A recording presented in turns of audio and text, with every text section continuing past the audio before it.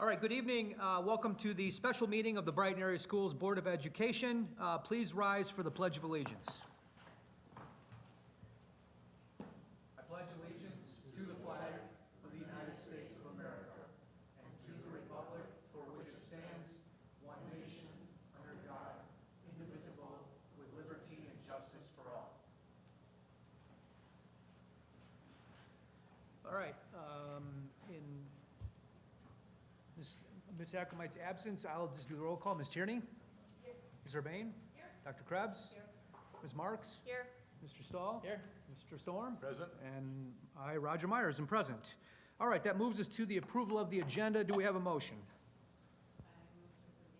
All right, motion by Ms. Urbane. Second. Support by Mr. Stahl. Any discussion? All those in favor signify by aye. Aye. Any nays? That passes 7-0. That moves us to the superintendent report. Dr. Elwell. All right. So I have two items on here for the board. First one is related to the bond, seeking feedback from the board, direction for the administration regarding both timing, and then also connected to that, specifically the type of bonds.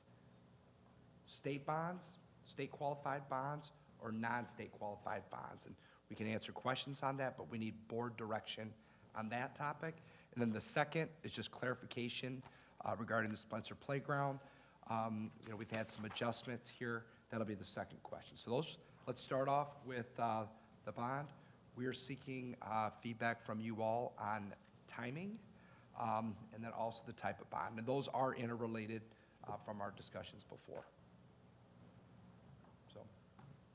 So from a timing standpoint, our two options are November election and the May election. It's my understanding that because this is not a presidential or gubernatorial election for either, there will be some costs associated with the election to the district, the total amount of which will depend on whether there's other matters on the ballot within those jurisdictions. Is that correct? Correct. Okay.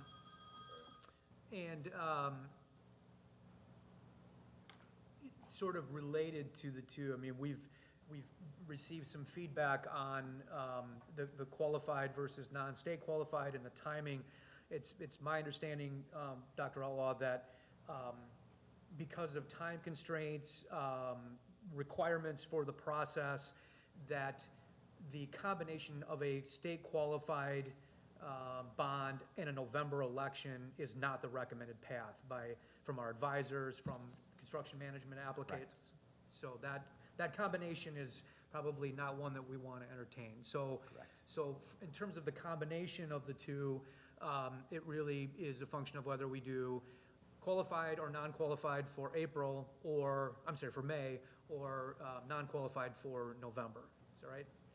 And it's also my understanding that that Baker and Tilley, their recommendation is that we do non-qualified. Is that correct? Correct. Non-state qualified? Okay. Dave, would you elaborate a little bit on the basis of that recommendation? The basis of that is the bond rating that the district currently has compared to the state is only one spot. The state is one spot higher than we are.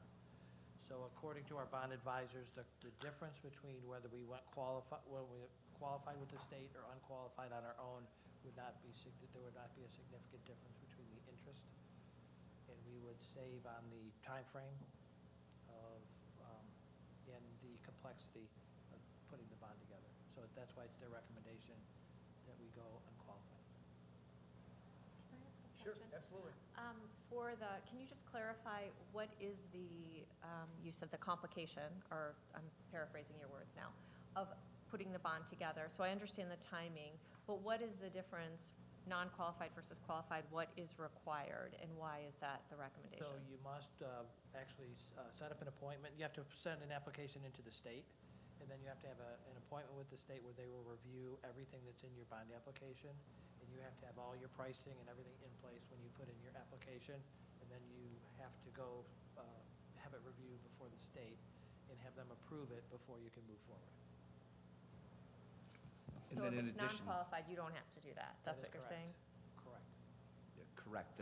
The board, you're now in charge. The state is not, there's no step with the state in there. The other piece of it is prevailing wage is something that is a mandate when you go qualified bonds, and you do not have to use prevailing wage when you go with a non-state qualified bond.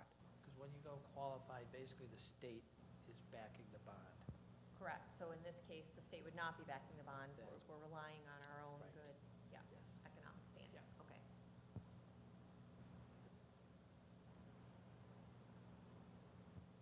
Any other questions, comments?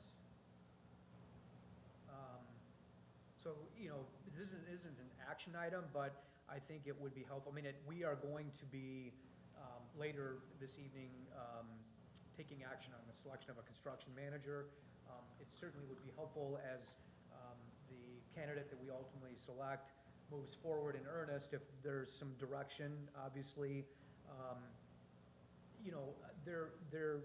I'll just share my perspective. I mean, I think that at this juncture, particularly given the advice of our professionals, that they would recommend that we pursue a non-state qualified option. I'm very comfortable with that recommendation. I think that certainly makes sense for all the reasons that they've described and as has been discussed this evening.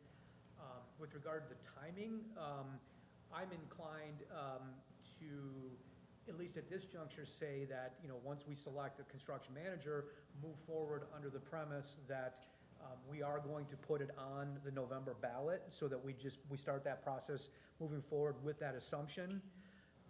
We have until, as I understand it, Dave, correct me if I'm wrong, August 11th is the last date by which we would have to affirmatively vote to say we're going to put this on the ballot for this amount for the bond.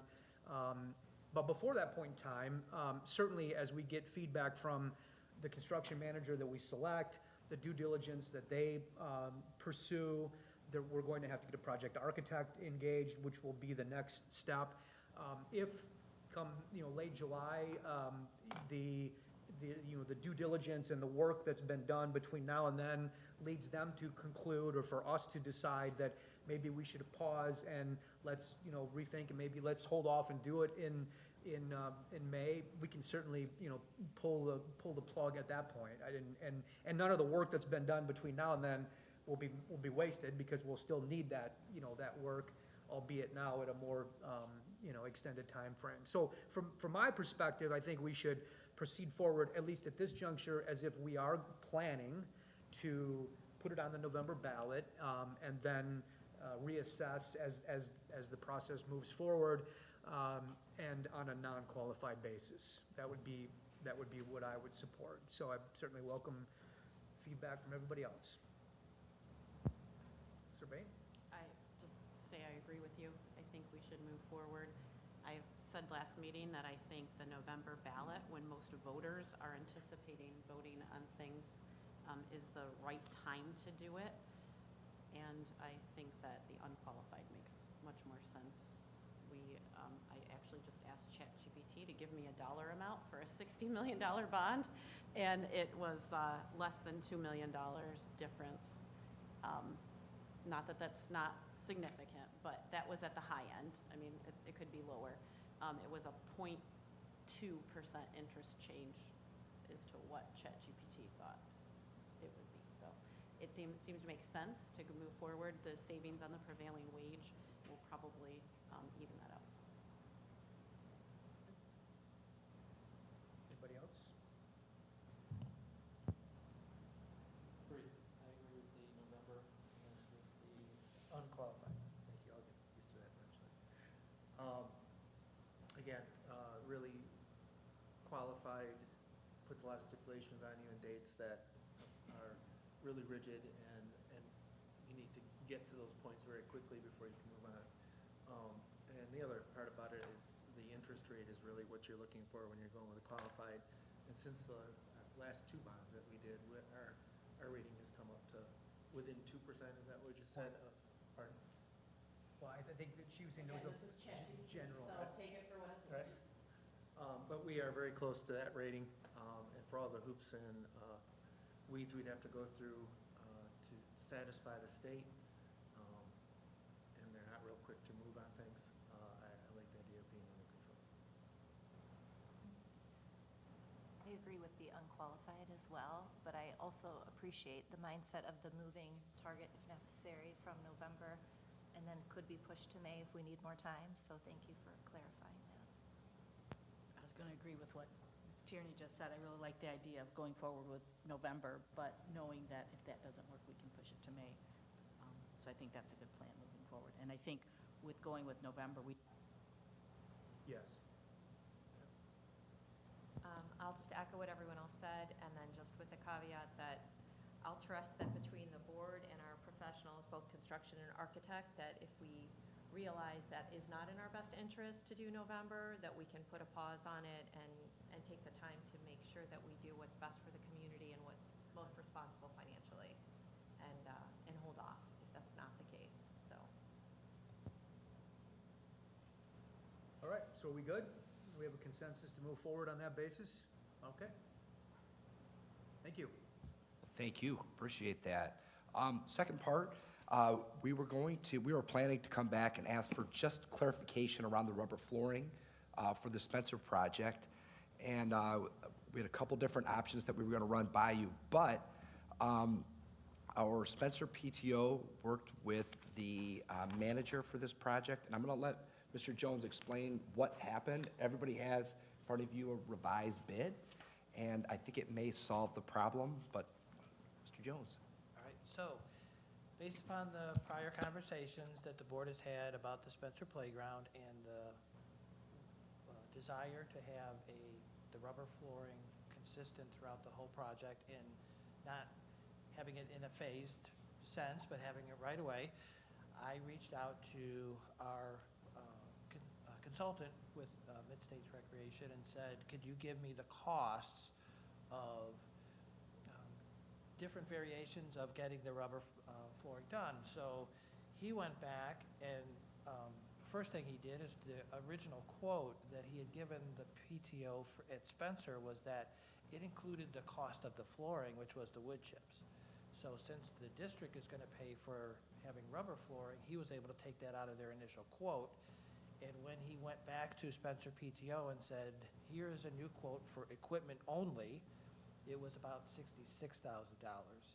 And the PTO said, well, we could come up with the extra funds to pay for that because they were going to do it eventually. And so they were more than willing to move their contribution from $60,000 to $66,000 to do all the equipment. And then he gave us a new quote, which you have in your packet of, I think it was 163, 180, would actually do the entire project as one project, not in phases, do the entire flooring in rubber and get all the equipment that the PTO wants to put in. It's the cheapest route, because if we went phases, they'd have to come do rework and all that type of stuff, so. The best route. So what's the dollar difference between what the PTO originally was it 56? It was 60,000 and about $600. And the new one is, I think it was just under 66,000 in total for all the equipment that the PTO would contribute. They also changed some equipment from the original phase plan. I don't know what it's called exactly, but it's a little bit more accessible, and then they added the accessible swing in the swing area. Also, they listened to the presentation and wanted to help out in that area as well. Right, yep. So does that include now all three phases somehow? So Yes. that all of this equipment is the three phases, so we'll be putting the rubber down once that's all built, one time. Correct. Fantastic. Thank you. I just want to say thank you Yeah. for taking care of that, that this David, is, thank you very much. this is wonderful. That it's getting all done, it's accessible. This is the best case scenario, Yeah, so it was- thank you. Can we clone you, Dave? Can we clone you? And we'd add thank you to, Actually, thank you to- really, honestly, Brian at Mid-States really did the brunt of the legwork on this. I was just the conduit, but. want to thank the Spencer PTO for Yes, increasing their yes, donation too. and and I was going to say acknowledging that it, too, yep. That we really do appreciate that, and I think it's just a positive situation, so, thank you. And then Jennifer, did you want to mention, in the policy committee, do you want to just mention what we've talked about, just because? Yeah, absolutely. relates So to this is, this. I think this is the best solution, right, that was presented, and this is fantastic that it's moving forward. And we have had meetings. We're going to be working on policy to have a pre-approval so that everyone's on the same page early on in these projects, and then we all know what's coming and we can plan ahead of time instead of having it on the back end so that there's not bumps as we go along the way. So I think it's all good. And I just wanted to add, just from a procedural standpoint, because that's why I asked the question, the additional amount that the PTO is contributing is less than an additional $10,000. I don't think we need to have a new motion. I think our previous motion satisfactorily covers this, just as a modified approach forward under that approved motion, so. So this doesn't need to come back for action, I even don't with the think so. flooring or anything like that? We're good? I think this, right, I think this is I within the just wanna- parameters of what we previously approved, so. Perfect. In our part that we said Great. we said we would complete is covered. It doesn't exceed the limit that we Right. authorized. Yep. Yep, perfect, thank you. Is that it? All right, that concludes the superintendent report. Moves us to the call to the public. If there's anyone here who would like to address the board, that's your opportunity to do so. You'll have 3 minutes. We'll dispense with the card requirement this evening if the sole attendee at our meeting would like to address the board. Mr. John Conley. But we will be keeping track of time. I actually have my own watch tonight. I'm going to watch it closely, and I'll have my own little buzzer. Beep. No. Good evening, Board. John Conley, Green Oak Township. We're working on contracts and things right now for our teaching professionals, staff. For years, they've had a headquarter office at Brighton High School for their union to run from. I'm just up here as a citizen requesting that that office doesn't get included in this union contract. And if it does, I think it's a mistake. I think that it sets a precedent that I haven't found anywhere else in our state. There is the same situation going on. It truly is a union headquarters office. And if it does stay there, I suppose the rent could be high enough that maybe they could find some other place that would be the same. But there should be a fee assigned to that. It's been there for decades. That's why I stopped by tonight. So I appreciate it, and I'd like you guys to seriously consider that, that not be part of the new package. Thank you. Thank you. Okay, that concludes the call to the public portion of our agenda. Moves us to for action. Item A is construction manager. So at the last meeting, we discussed the need to move forward with the selection of a construction manager for the proposed bond. From that meeting, we coordinated an ad hoc committee consisting of Mr. Storm, Ms. Marks, and myself. And we last week conducted an interview of 3 potential candidates to serve in the capacity as a construction manager: Auk, Clark Construction, and Barton Mallow. During the course of the meeting, we had asked a lot of questions, received their presentations. I want to say that that the committee was left with the impression that every one of those candidates would do a great job serving in that capacity. They all had different strengths and weaknesses and pros and cons. But based on the information that was presented, we had further discussion about the options in the Finance Committee meeting that we had earlier this evening. And it's the consensus of not only the ad hoc committee, but the Finance Committee as well, that we move forward with entering into an engagement with Clark Construction to serve as the construction manager for the proposed bond that we are pursuing. So with that said, if anyone would like to make a motion? I'm willing to make a motion, Roger, that we move forward with Clark as our construction manager.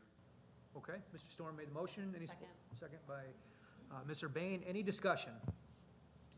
Because of my professional relationship with one of these, I'm going to recuse myself from the vote. I'll abstain from the vote, recuse myself from the rest. Okay, thank Mr. Stahl. All right. Sure.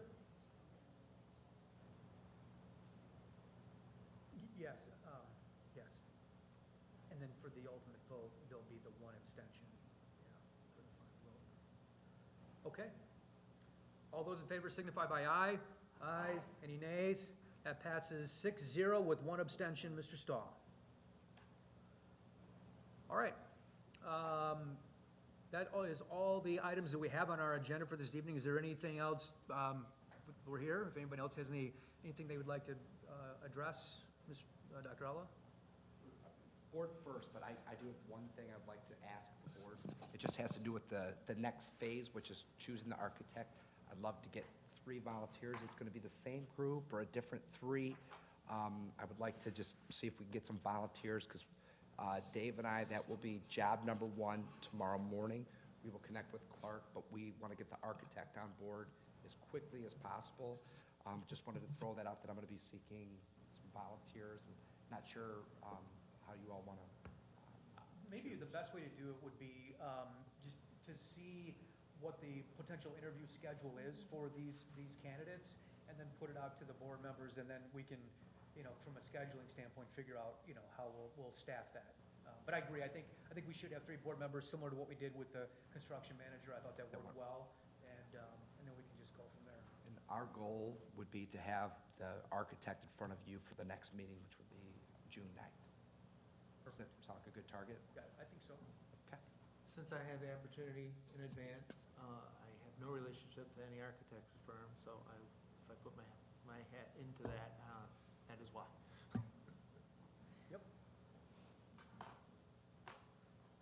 Okay, anything further, anybody?